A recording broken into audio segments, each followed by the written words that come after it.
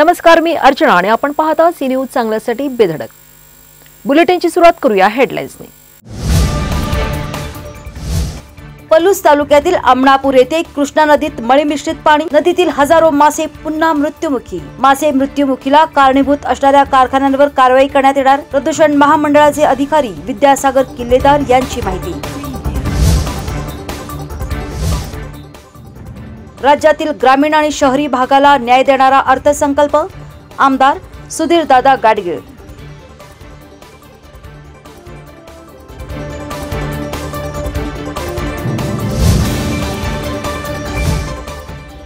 आशा आणि गटप्रवर्तक महिला कर्मचाऱ्यांचे जिल्हा परिषदेसमोर निदर्शने.